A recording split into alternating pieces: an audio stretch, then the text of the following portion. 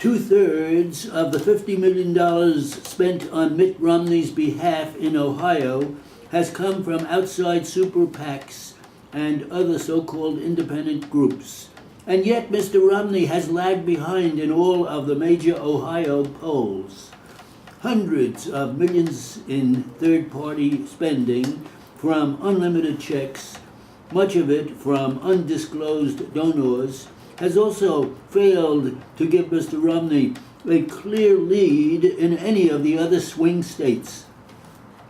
If Mr. Romney loses the presidential race, which is far from a sure thing, does that mean that the big check writers will declare the process a waste of money and stay out of politics the next time around?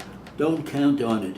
This is only the first presidential election in the Citizens United era of unlimited spending, and the first since 1976 in which both presidential candidates spurned the public finance system.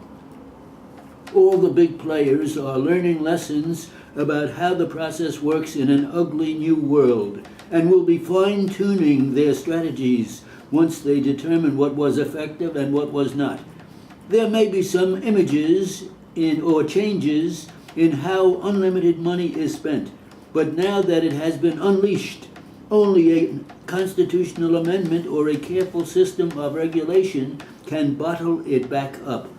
The need to do so will remain one of the most urgent challenges facing every lawmaker. What of the approximately $593 million that has been spent on so far by outside groups during this election cycle has gone into television advertising, and it has oversaturated hundreds of markets in the important swing states, in combination with ads that the campaigns themselves attribute. Iowans have had to endure an unending stream of political ads, in some cases 6 times as much as in 2008. 2 presidential campaigns associated independent groups have run more than 100,000 ads to win the state's 6 electoral votes, as many as 6 an hour in Sioux City, and that's nothing compared with Ohio, where ads run all day in the big markets, as many as 10 per half hour. In many cases, reporters and campaign officials have found that the ads have reached the point of diminishing returns. Viewers are muting them or mentally tuning them out. People just aren't paying attention to political ads the way they used to, David Winston, a Republican pollster, told the Wall Street Journal. Chances are super PACs and related social welfare groups will find more effective ways of spending their money. There is already evidence that many groups are moving their spending from the presidential race to congressional contests where they can have a bigger impact,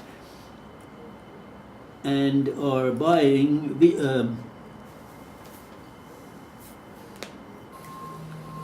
It also seems likely that more spending will shift to the primaries, where the relentlessly negative tone of the independent ads has a stronger effect on party regulars. Mr. Romney would not have become the Republican candidate without the power of his super PAC ads pounding on the party rivals.